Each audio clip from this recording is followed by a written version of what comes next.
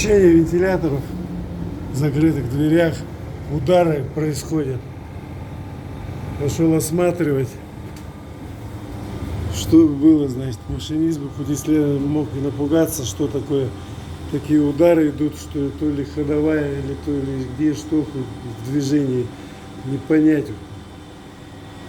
Пусковой для камер, трансформаторное отделение. Забыли люк на крышу задраить. И вот это давление внутреннее по нему, короче, хлопочет, он открывается и закрывается. И происходит такое хлопанье, что может ввести в заблуждение, что что-то сейчас придет к чему-то конец. То есть не очень приятное ощущение. Значит, так что вот на ремонте, если люк не задраили, если в таком случае помочь, надо внимательно идти осматривать. В данный момент я увидел, что люк надо задраить.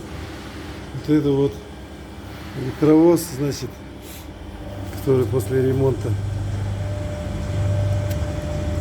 Это все. Всем удачи, счастливого пути. Внимательно будьте в пути исследования, осматривайте машины, отделения.